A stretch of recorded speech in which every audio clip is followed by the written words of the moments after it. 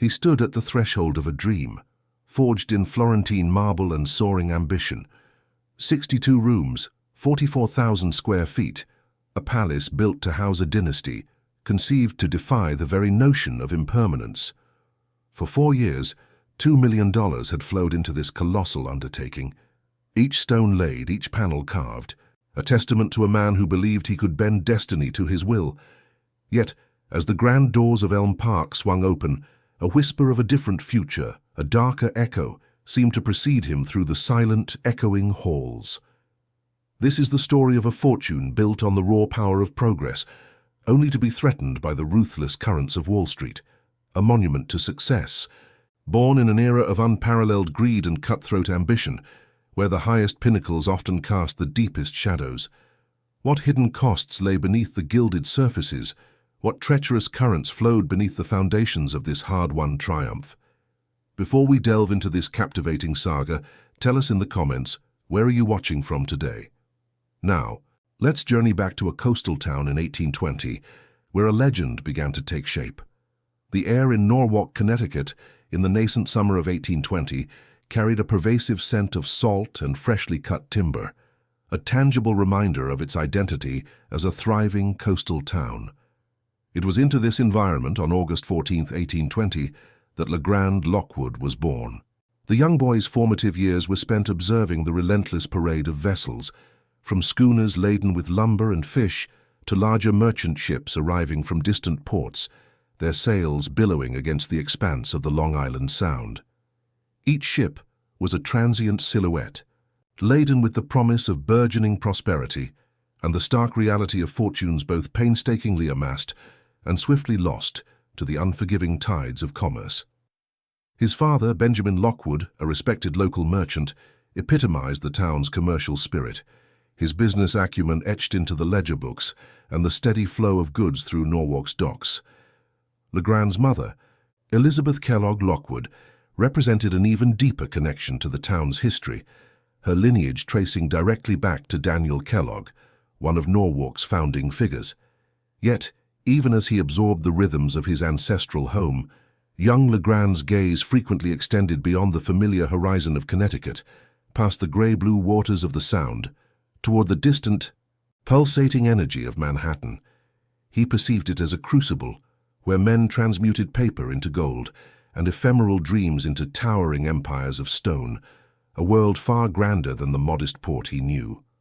At the age of 18, in the pivotal year of 1838, LeGrand Lockwood made the resolute decision to depart Norwalk. His worldly possessions were few, contained within a single worn suitcase, but his ambition burned with an intensity that eclipsed the fiercest coal fires warming the homes he left behind. His journey led him directly to Wall Street, the burgeoning financial district of New York City, a place of relentless energy and cutthroat competition. He began his career as a humble clerk at Corning and Cambertese brokers, his days a monotonous routine of meticulous transcription. Seated on a hard, unforgiving wooden bench, he diligently copied columns of numbers into vast leather-bound ledgers, the ubiquitous ink perpetually staining his fingers, a constant and indelible mark of his entry-level station. The air of the brokerage house was thick with the scent of paper, ink, and unspoken tension, a symphony of scratching pens and hushed conversations. However, LeGrand possessed an innate and singular acumen that swiftly set him apart from his peers. While other young men merely copied transactions, devoid of deeper engagement, Lockwood perceived the intricate dance of the market with the discerning eye of a poet. He found rhythm and profound meaning within the complex, seemingly chaotic patterns of buying and selling, particularly in the burgeoning railway stocks. In those years, the railways were more than mere transportation. They were the metallic sound of an unstoppable progress, a force inexorably tearing across the nascent continent, laying tracks of iron that connected distant cities and vast resources.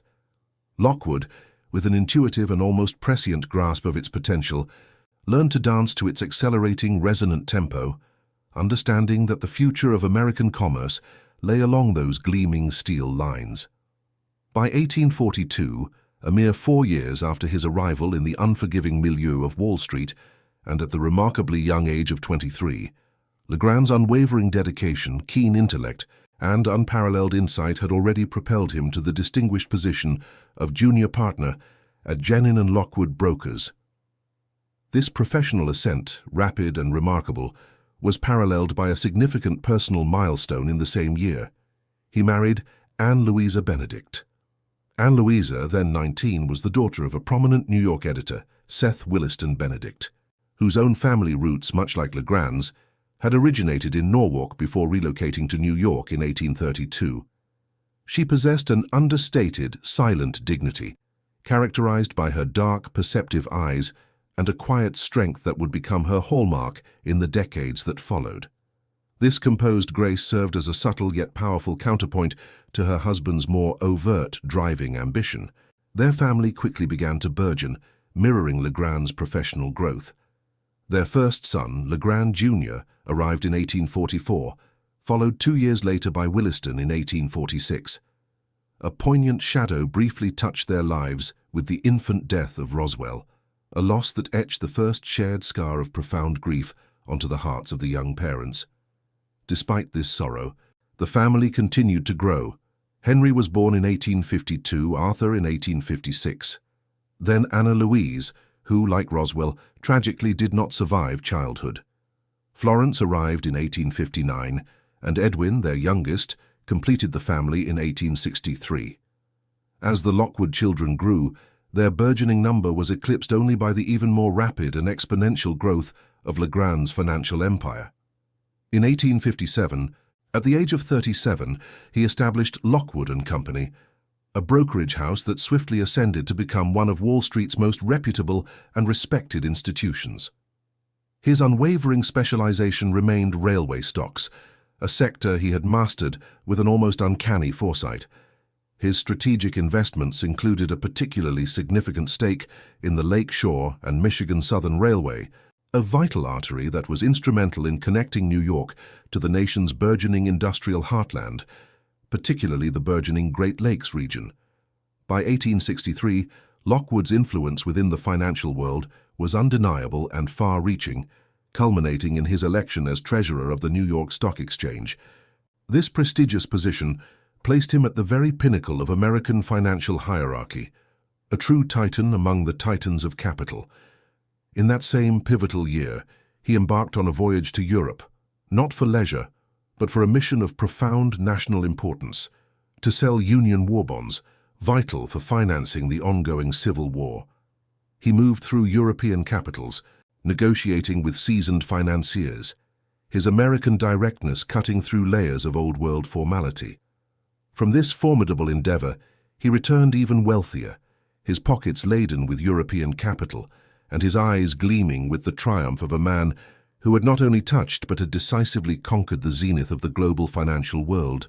With this unparalleled cascade of financial success and public esteem, a profound and undeniable desire began to germinate within LeGrand Lockwood, a yearning to return to his origins, not to his humble childhood dwelling, but to erect a magnificent, tangible monument to his extraordinary achievements. By 1863, the year of his election as NYSE treasurer, Lockwood had meticulously secured 30 acres of prime, sprawling land on West Avenue in Norwalk. From this elevated and expansive vantage point, he could survey the graceful curve of the Norwalk River and the very harbor where he had played as a boy, a place now rich with personal history and future potential. The landscape of his youth was now not just a memory, but a canvas, crisscrossed by the visible, tangible evidence of his own entrepreneurial creations. The Norwalk Horse Railroad, a testament to local progress, ran diligently from the South Norwalk station to the town center, and the Norwalk-Danbury Railroad followed the meandering course of the river, these twin iron and steam pathways tracing indelible lines across the territory that had once confined his youthful dreams. He envisioned a palace, a dream cast in the most enduring mediums of stone and marble, a structure that would unequivocally declare to the world the immense stature LeGrand Lockwood had achieved. This architectural marvel was meticulously designed to anticipate, by 2 full decades, the extravagant, opulent estates that future industrial titans like Vanderbilt and Rockefeller would later construct in Newport, setting a new standard for American domestic grandeur. To bring this grand and ambitious vision to its tangible fruition, Lockwood sought the expertise of Detlev Leonau, a German architect of considerable renown within New York's burgeoning architectural scene. Leonau, born in 1818, had received a rigorous and sophisticated architectural education in Europe, particularly in Paris. There, he had thoroughly absorbed the intricate principles and aesthetic grandeur of the Second Empire style, an architectural movement, then transforming the French capital into a spectacular showcase of mansard roofs, ornate embellishments, and imposing facades. Leonau's work in New York had already earned him a reputation for meticulous detail and a refined European sensibility, making him the ideal candidate for Lockwood's unprecedented project. Together, Lockwood and Leonau embarked on a collaborative journey, conceiving an edifice unlike anything yet constructed on American soil, a majestic 62-room chateau, a monumental 44,000 square feet of materialized ambition, designed not merely as a residence but as a statement. This collaborative endeavor, born from shared vision and meticulous planning, marked the precise beginning of Elm Park. It was to be a testament to a man who, having decisively conquered the cutthroat world of Wall Street, now sought to conquer the very landscape of his youth, inscribing his unparalleled legacy not in transient financial ledgers, but in the most enduring and immutable medium of all, stone. The ground was broken, and the foundational preparations began, laying the groundwork for a residence that would symbolize ultimate achievement and, unbeknownst to its visionary, stand as a silent witness to the capricious nature of fortune. The construction of Elm Park began in 1864, a period marked by profound national turmoil. While the American Civil War raged, consuming lives and resources across the continent, LeGrand Lockwood channeled his vast fortune and unwavering ambition into an endeavor of unparalleled private opulence. The contrast was stark, a nation bleeding, its future uncertain, while in Norwalk, a monumental dream in stone began to rise, unfazed by the distant thunder of cannons. The building site on West Avenue, once tranquil, transformed into a hive of relentless activity. Under the meticulous supervision of Detlev Leonau, the esteemed German architect, a massive workforce commenced the arduous task of translating Leonau's intricate blueprints into tangible form. The air was thick with the scent of freshly cut stone, damp earth, and the sharp tang of freshly planed wood, punctuated by the rhythmic clang of hammers and the shouts of foremen. Lockwood spared no expense in sourcing materials, demanding the finest from across the globe. Ships navigating the perilous wartime Atlantic were tasked with carrying precious cargo destined for Norwalk. From the sun-drenched quarries of Florence, Italy, came vast quantities of pristine marble, its veins hinting at untold geological ages, carefully crated and transported. The opulence continued with shipments of Egyptian porphyry, a rare and intensely colored volcanic rock, known since antiquity for its regal connotations, its deep purple hues destined for decorative accents. Beyond stone, exotic woods from various European forests were imported, each selected for its specific grain, color, and suitability for the elaborate interior designs. This international procurement strategy underscored Lockwood's vision. Elm Park was not merely an American estate, but a global synthesis of luxury and craftsmanship. Accompanying these precious materials were the specialized artisans required to shape them. Italian stonemasons, their hands calloused and their techniques honed by generations of practice, disembarked from the same transatlantic vessels that carried their materials. They applied old-world methods to American stone, their chisels singing against the granite and marble, meticulously carving intricate cornices, balustrades, and the grand architectural details that defined the Second Empire style. German carpenters, masters of their craft, worked with precision on the imported black walnut and rosewood, their tools deftly shaping panels, doors, and the ornate newel posts for the grand staircases. Their hands transformed raw timber into works of art, carving delicate lions and floral motifs into the dense dark wood, each detail contributing to the overall grandeur. The interiors of Elm Park were conceived as a symphony of lavishness, meticulously orchestrated by the preeminent decorating firms of New York. The Herter brothers, renowned for their opulent and sophisticated designs, were commissioned for a significant portion of the interior work, including the master suite of LeGrand and Anne-Louisa Lockwood. Their reputation for integrating European aesthetics with American sensibilities ensured a luxurious yet functional elegance.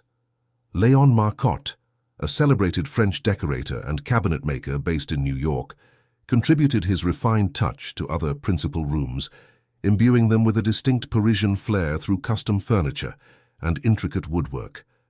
George Platt, another leading name in New York's decorative arts scene, also lent his expertise, ensuring that every room from the Grand Salon to the intimate library exuded an atmosphere of bespoke luxury. Silk tapestries, embroidered velvets, gilded plasterwork, and hand-painted frescoes adorned the walls and ceilings, transforming vast spaces into immersive artistic environments. Beyond aesthetic splendor, Helm Park was also a marvel of mid-19th century technology, boasting an array of advancements that were revolutionary for the era. The mansion was equipped with a state-of-the-art central heating system, an enormous network of furnaces and ducts that demanded approximately 1 ton of coal per day to maintain warmth across its 62 rooms. This eliminated the need for countless individual fireplaces, a significant leap in domestic comfort. Modern plumbing provided both hot and cold running water, a luxury few homes in America could claim in the 1860s, fed by an elaborate system of tanks and pipes. Gas lighting, illuminating grand crystal chandeliers, replaced the flickering uncertainty of candles and oil lamps, casting a brilliant glow throughout the mansion's vast spaces. For security, a battery-operated alarm system, a discrete network of wires embedded within the walls, was installed. Lockwood could activate and monitor this system from a control panel located just outside his dressing room, a testament to his foresight in protecting his monumental investment. The conservatory, a botanical oasis within the mansion, featured textured glass and a specially designed dome that filtered light with a soft green hue, creating an ideal environment for exotic plants. The library, a sanctuary for intellect, was designed to house 3,000 leather-bound volumes, reflecting Lockwood's appreciation for knowledge and culture. The octagonal rotunda, the mansion's architectural and artistic heart, soared to a dizzying height of 42 feet, its vast ceiling designed to perfectly frame Lockwood's crowning artistic acquisition, the Domes of Yosemite. This monumental painting, by the celebrated American landscape artist Albert Bierstadt, was purchased in 1867 for the princely sum of $25,000. At the time, it was the largest canvas Bierstadt had ever painted, a panoramic depiction of the raw, untamed grandeur of the American West. Lockwood's acquisition of the Domes of Yosemite was not merely a purchase, it was a profound statement, an act of bringing the sublime, untamed wilderness of the American frontier into the refined, old-world elegance of his Connecticut chateau. It symbolized the vastness of American ambition, captured on canvas and brought to rest beneath a meticulously crafted dome. In 1867, to commemorate their 25th wedding anniversary, LeGrand and Anne-Louisa embarked on a grand tour of Europe. This journey was not solely for leisure, but served a crucial purpose: to select the furnishings that would complete their new home. Imagine them walking through exclusive Parisian ateliers, the air redolent with the scent of fine leather and polished wood. Anne-Louisa, with her quiet dignity, would delicately trace patterns on embroidered silks and velvets, her discerning eye evaluating the quality and artistry. LeGrand, ever the astute businessman, would engage in direct, no-nonsense negotiations, his American accent cutting through the formal French. Together, they navigated showrooms filled with antique tapestries, intricately carved furniture, and exquisite decorative objects. During this collaborative process, they mentally inhabited the rooms still under construction across the Atlantic, envisioning each piece in its precise place in Norwalk, a shared dream taking tangible shape. By the summer of 1868, the colossal undertaking was finally complete. 4 years of relentless construction, an astonishing expenditure of $2 million, a sum equivalent to over $60 million in modern currency, had brought Elm Park to fruition. LeGrand Lockwood, at 48 years old, stood at the undisputed zenith of his life. He possessed not only immense fortune and profound respect, but also this tangible embodiment of beauty, a stone and marble legacy intended for his children and their children. The Lockwood family officially moved into what they affectionately called Elm Park.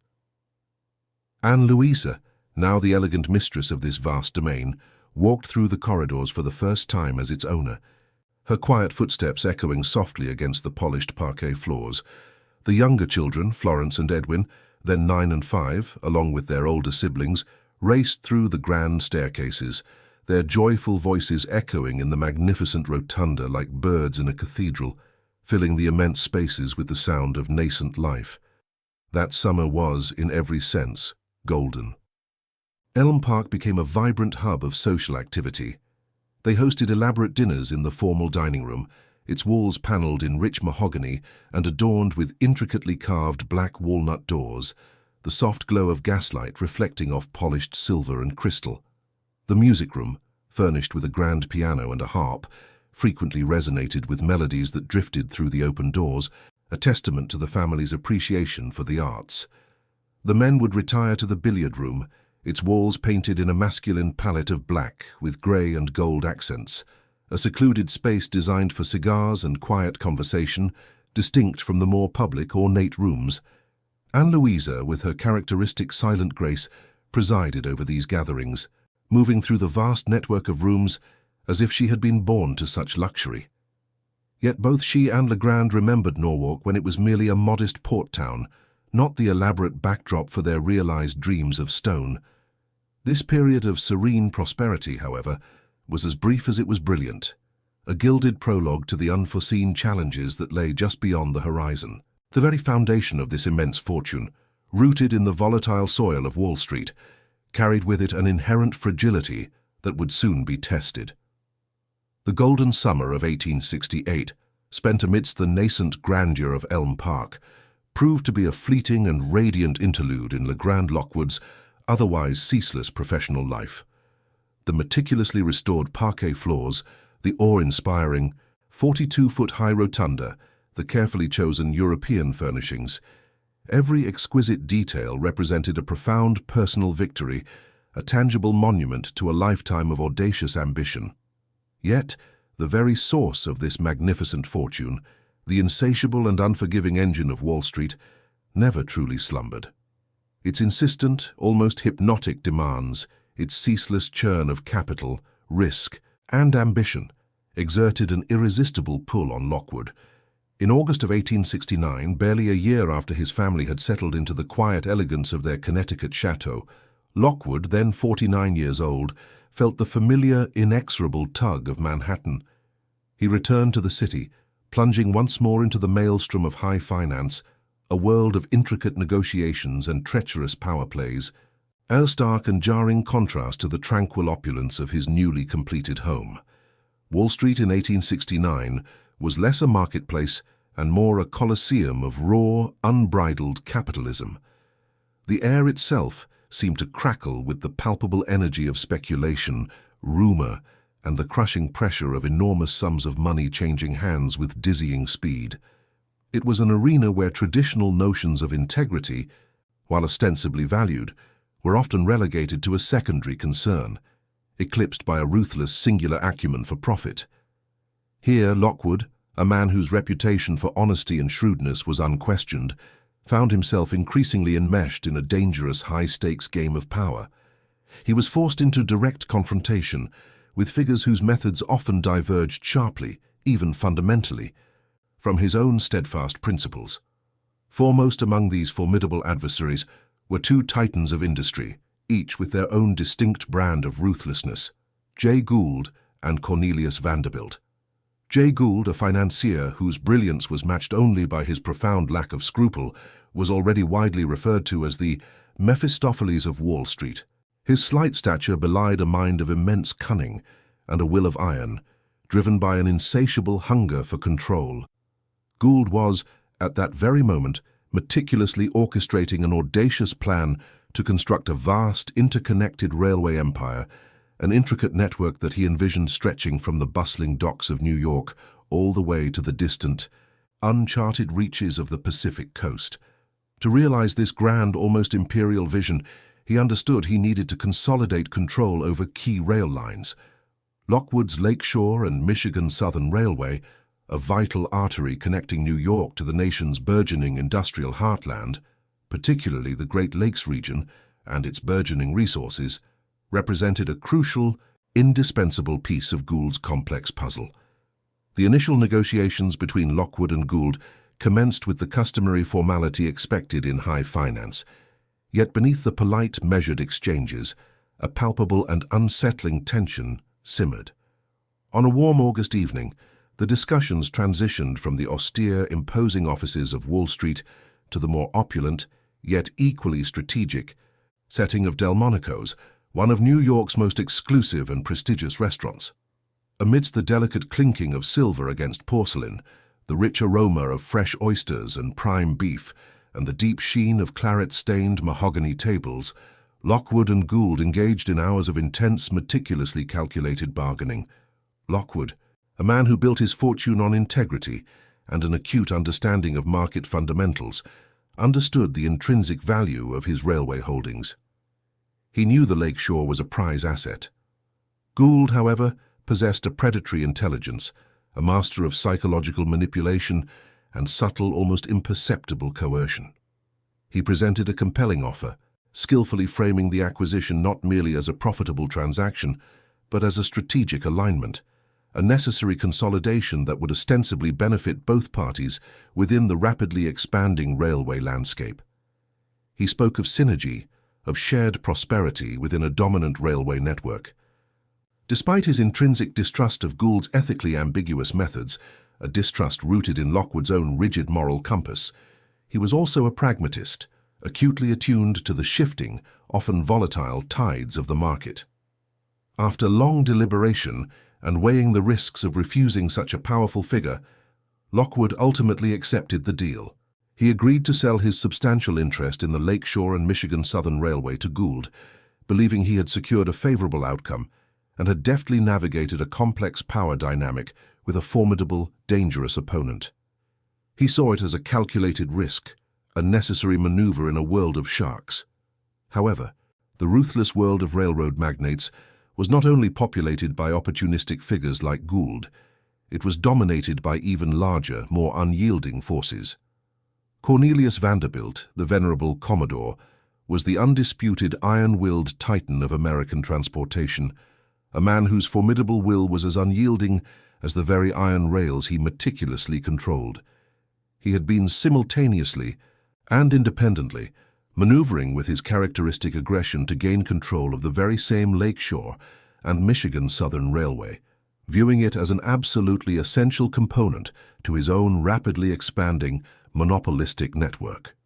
Upon receiving intelligence of Lockwood's private agreement with Gould, Vanderbilt's reaction was swift, unequivocally brutal, and utterly uncompromising.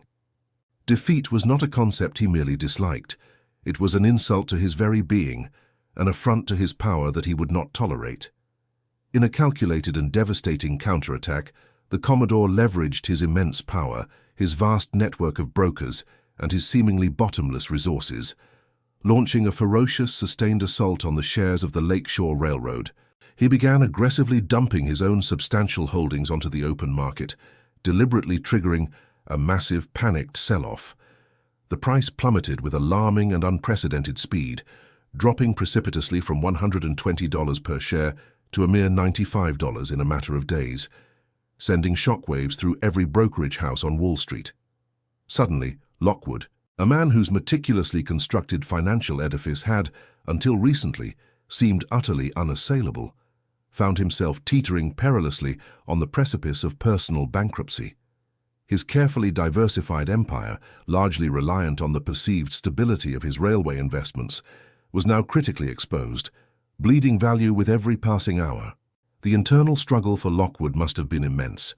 The bitter taste of being outmaneuvered, not by Gould, but by the relentless force of Vanderbilt, was a profound professional humiliation. He, the man of integrity, had been caught in the crossfire of two unscrupulous titans. In a desperate, agonizing bid to staunch the bleeding and prevent total financial collapse, Lockwood was forced to make a painful and deeply personal concession. He sold his remaining rapidly depreciating shares in Lake Shore to Vanderbilt, albeit for a substantial $10 million. This transaction, though a lifeline, effectively ceded all remaining control of the company to the Commodore, solidifying Vanderbilt's dominance. While this 11th-hour maneuver averted immediate, utter financial ruin, the damage to Lockwood's standing and his personal fortune was profound and irreversible. The cruel irony was not lost on the astute observers of Wall Street. Lockwood, the preeminent railway specialist, had been forced to divest his prized asset to his greatest rival, a move dictated by the brutal predatory machinations of the market. His once impregnable financial fortress, Elm Park itself, now showed visible structural cracks precisely at a moment when Gould and his flamboyant partner, James Fisk Jr., were already preparing to unleash an even more audacious and potentially catastrophic scheme, one that would ripple through the entire national economy. James "Jim" Fisk Jr., Gould's audacious and equally unscrupulous partner, was a notorious and theatrical figure on Wall Street, easily recognizable by his elaborate attire and his boisterous, self-aggrandizing demeanor. He was known for his lavish lifestyle, his questionable morals, and his audacious financial maneuvers that often skirted the edge of legality. Together, Gould and Fisk were now meticulously orchestrating a plan of breathtaking scope and unparalleled recklessness, nothing less than to corner the entire American gold market. Their strategy was audacious in its simplicity, yet monumentally complex and fraught with peril in its execution. They intended to systematically buy up every available ounce of gold in New York, create an artificial, acute scarcity, and then profit immensely when the price inevitably skyrocketed due to an overwhelming demand they themselves had engineered. To ensure their plan's ultimate success, they understood with crystalline clarity that they needed to neutralize any potential, crippling intervention from the U.S. government. The Treasury under President Ulysses S. Grant held vast and formidable reserves of gold. If these reserves were suddenly released onto the market, it would flood the supply, instantly shattering their meticulously constructed corner and precipitating their financial ruin. To prevent this catastrophic outcome, they sought to influence President Grant directly, playing on his perceived political vulnerabilities and his deep-seated concern for the nation's post-Civil War recovery. Their key leverage came in the unassuming form of Abel Rathbone Corbin, a relatively minor speculator and, crucially, President Grant's unsuspecting brother-in-law married to Grant's sister, Virginia. Gould and Fisk cultivated Corbin with relentless intensity and lavish generosity, showering him with extravagant gifts, promising him immense, unimaginable profits from their scheme.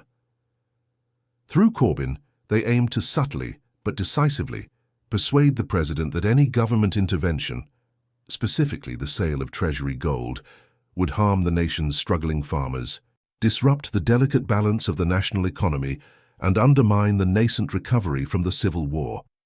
They presented a skewed, self-serving narrative, meticulously crafted to align with Grant's genuine concern for national stability and prosperity, subtly but persistently urging him to maintain a policy of absolute non-intervention in the gold market.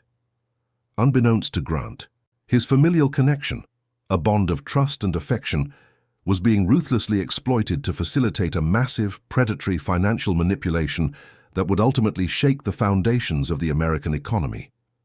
As September of 1869 unfolded, the price of gold began its vertiginous, almost unchecked ascent. From a rate of $132 per ounce at the very beginning of the month, it soared to $145 by September 24th, a staggering increase that gripped the financial world. The atmosphere on Wall Street grew increasingly frenetic, reaching a fever pitch. Rumors, deliberately sown and amplified by Gould and Fisk, circulated like wildfire through the brokerage houses, fueled by the aggressive and conspicuous purchasing of gold. The gold room, the dedicated exchange for gold trading, transformed into a seething, deafening cauldron of excitement, greed, and mounting anxiety. Speculators, both seasoned veterans and naive newcomers, large institutions and small-time investors, poured their capital into gold, confident that the price would continue its seemingly inexorable climb, propelled by the relentless buying of the conspirators. Brokers worked around the clock, their faces strained with a mix of exhaustion, avarice, and the burgeoning fear of missing out on unimaginable profits. The tension was palpable, a heavy, almost suffocating atmosphere that pressed down on every transaction, every hushed whisper, every desperate shouted bid. It was the eerie, charged calm before a devastating hurricane, a collective holding of breath as the market strained under the immense, unnatural pressure, threatening to rupture and transform Lockwood's hard-won fortune and the fortunes of countless others into mere worthless dust. The magnificent edifice of his wealth, so carefully constructed, was about to face its ultimate brutal test, battered by forces far more volatile and destructive than the salt spray of Norwalk Harbor. LeGrand Lockwood, despite his integrity, was now irrevocably caught in the intricate, deceitful web woven by Gould and Fisk, a witness and an unwitting participant in a financial conspiracy that would soon earn its infamous name. The immense pressure that had accumulated on Wall Street throughout early September 1869 finally reached its breaking point on the morning of Friday, September 24th. The air was thick with a frenzied, almost palpable tension, the financial district itself a powder keg awaiting a spark. Crowds, a mix of curious onlookers, anxious investors and desperate brokers, thronged near Wall Street, their eyes fixed on the gold room, the dedicated exchange where the price of gold was determined. Inside, the cacophony was deafening. Shouts of bids and offers, the constant ringing of bells, the frantic movements of men caught in the grip of an unprecedented speculative bubble. The price of gold, already artificially inflated by Jay Gould and James Fisk Jr., is relentless buying, continued its dizzying ascent, fueled by the widespread belief that it would never cease. By around noon, the market reached its apex of madness. Gold touched an astonishing $160 per ounce, a price point that signaled either unimaginable wealth or utter ruin. However, the delicate web of manipulation spun by Gould and Fisk was about to unravel.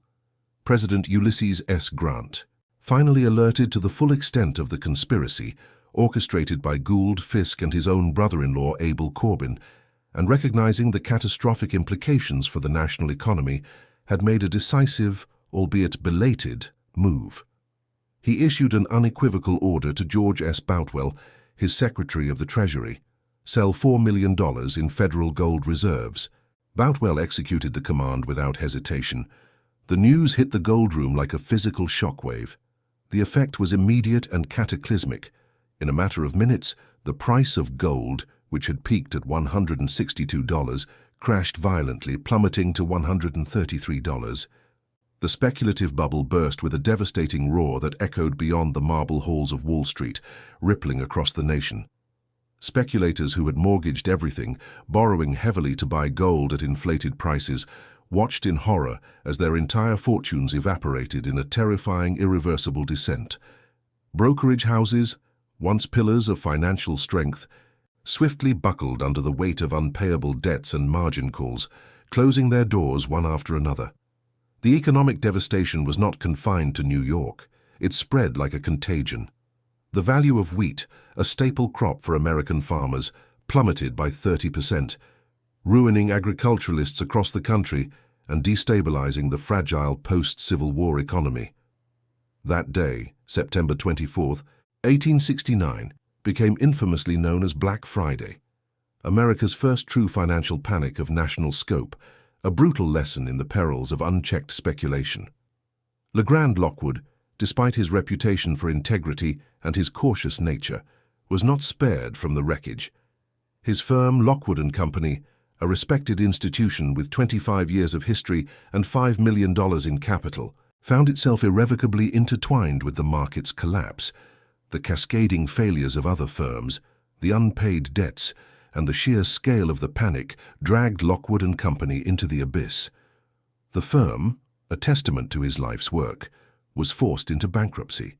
LeGrand Lockwood, the titan of finance, the architect of Elm Park, was personally ruined.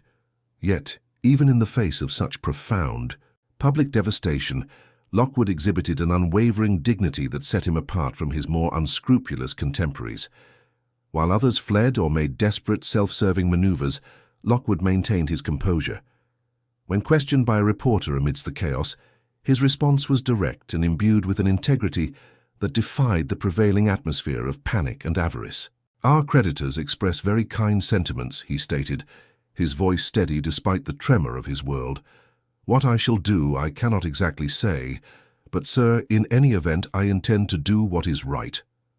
This declaration, made in the shadow of his personal and professional collapse, underscored his fundamental character, a man who, even in ruin, clung to his principles. To honor his commitment to do what is right, and to repay his multitude of creditors, Lockwood was forced to make an agonizing decision. He had to mortgage Elm Park, the magnificent home he had only inhabited for a single golden year, the very embodiment of his lifelong ambition. It was the house where his children still ran through the grand corridors, where Anne Louisa still organized elegant dinners, oblivious to the cracks forming beneath their gilded world. This act of mortgaging his palace, the symbol of his success, was a profound personal sacrifice. The irony of fate was particularly cruel. The mortgage was eventually transferred to the Lakeshore and Michigan Railroad, now firmly under the control of Cornelius Vanderbilt, the very magnate whose ruthless actions had contributed significantly to Lockwood's downfall. Lockwood had sold his railway to save his firm. Now his home effectively belonged to the railway, a bitter testament to the relentless power plays of Wall Street. But LeGrand Lockwood was not a man to surrender. At 49 years old, still possessing an indomitable will, he embarked on the Herculean task of rebuilding. He systematically sold off his remaining fragmented shares in the Lakeshore to Vanderbilt, severing the last ties to the railroad that had been both his triumph and his undoing. By December 1869, a mere 3 months after Black Friday, Lockwood and Company, a testament to its founder's resilience and reputation, managed to resume business. LeGrand, along with his sons Williston and LeGrand Jr. and his associates, were readmitted to the New York Stock Exchange. For the next 2 relentless years, Lockwood worked with an intensity born of desperation and determination. He sought to regain his lost position on Wall Street, to restore the unsullied reputation tarnished by the association with Black Friday, and above all, to save Elm Park for Anne Louisa and their children. His days were long, his focus unwavering, fueled by the memory of what he had built and what he stood to lose. However, destiny, it seemed, had a final devastating blow in store. In the bitter winter of 1872, LeGrand Lockwood contracted pneumonia. In an era predating antibiotics, pneumonia was a swift and often merciless killer. He was at his Fifth Avenue residence in Manhattan, not in the stone palace in Norwalk that had come to symbolize his hopes, when the fever took hold, consuming him with frightening speed. Within 10 days, the man who had built an empire and then bravely tried to rebuild it was dead. He passed away on February 27, 1872, at the age of 52. The news sent a ripple of grief and respect through the financial community. The New York Stock Exchange lowered its flag to half-mast, a solemn tribute to a fallen giant. The president of the New Haven Railroad, in a gesture of profound respect, offered 3 railway cars, including the opulent presidential cabin, for the funeral cortege to transport LeGrand's body back to Norwalk. Businesses in both Norwalk and South Norwalk closed for the day, a rare communal act of mourning. LeGrand Lockwood was finally laid to rest in Norwalk's Union Cemetery, within the Lockwood family plot, returning at last to the very earth where his extraordinary journey had begun. LeGrand's death left Anne Louisa a widow at 49, with 3 young children still at home. Henry was 20, Arthur 16, Florence 13, and Edwin a mere 9 years old. The immense mansion, built for a dynasty, became an unsustainable burden. Its vastness, once a source of pride, now echoed with the silence of loss and the weight of immense maintenance costs. In April 1872, just 2 months after LeGrand's passing, Anne Louisa was forced into the painful process of dismantling their dream. She held an auction of LeGrand's vast art collection, a public dissolution of his cherished possessions. The Domes of Yosemite by Albert Bierstadt, the monumental painting purchased for $25,000, a symbol of their peak affluence, was sold for a mere $5,100, a fraction of its original value. Other prized works by Frederick Church, William Bradford, and Asher B. Durand followed suit. The custom-designed furnishings, crafted by the Herter brothers and Leon Marcotte, were then sold piece by piece, slowly emptying the grand, once vibrant rooms. Anne Louisa desperately advertised the mansion for sale in New York newspapers, but even with the market-weakened price, she could not secure a buyer willing to take on the colossal property and its remaining debt. Her valiant efforts were ultimately futile. In December 1874, only 2 years after LeGrand's death, the inevitable occurred. The Lakeshore and Michigan Railroad, now fully controlled by Vanderbilt, formally executed the mortgage. Elm Park, the $2 million palace, was irrevocably lost. The Lockwood family, its patriarch gone, its fortune shattered, was forced to abandon their dream. The mansion stood empty for 2 years, its 62 rooms echoing with a profound silence, a cavernous monument to ambition thwarted and fortune lost.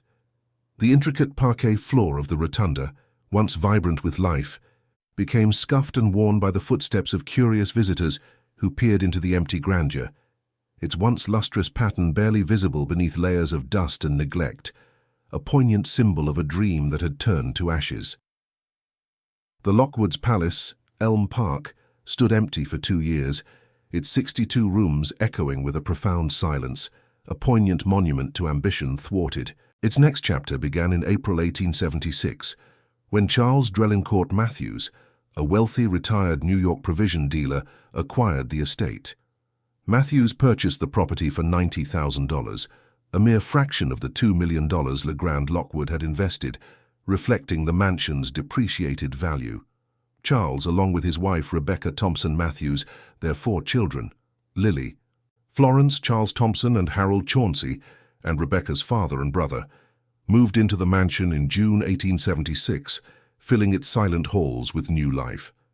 Immediately captivated, Charles D. Mathews began restoring the mansion's original grandeur.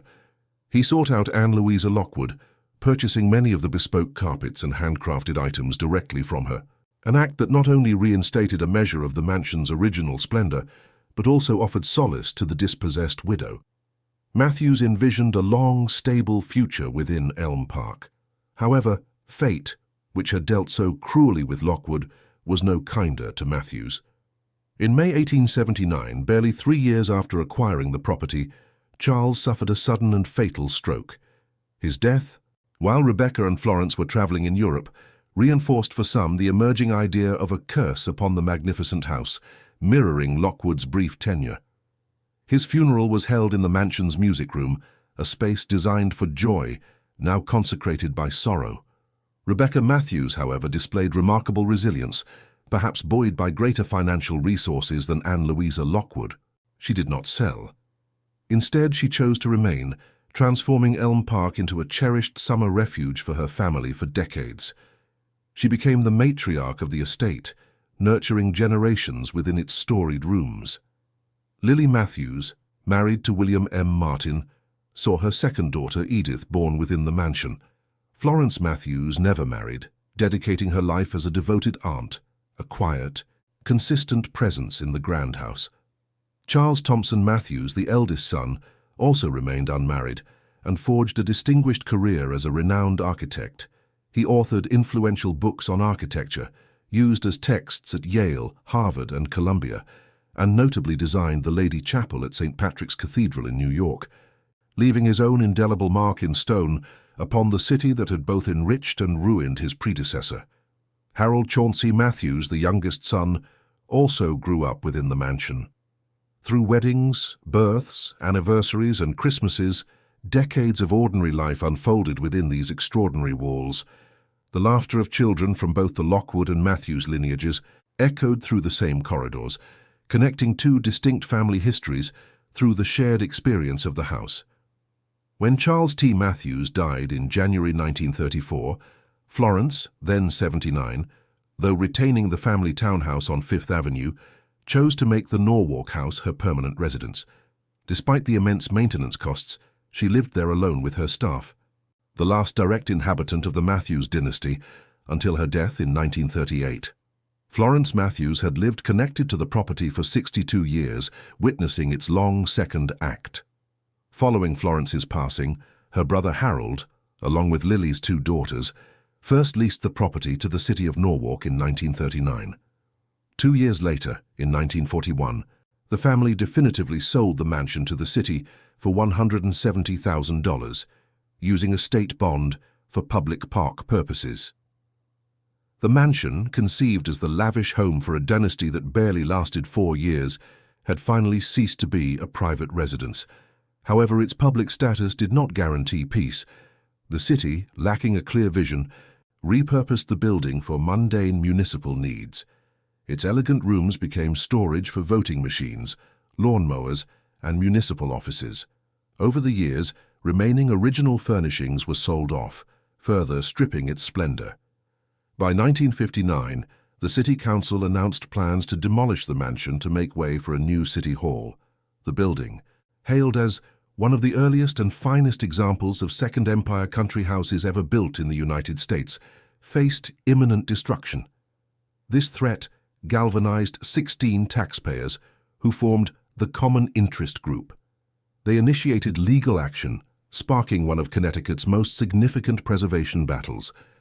Their efforts led to a public referendum to renew and preserve the Mathews Mansion, which passed by a 3-2 margin, saving the edifice. When the City Council tried to proceed with demolition, the group took the case to the Connecticut Supreme Court of Errors. The resulting decision became a significant nationwide precedent protecting historic buildings. In 1965, the Junior League of Stamford, Norwalk, undertook the mansion's restoration, securing a symbolic $1 per year lease. The Lockwood-Mathews Mansion Museum of Norwalk, Inc. was formed in 1966. By 1971, the U.S. Department of the Interior designated it a National Historic Landmark.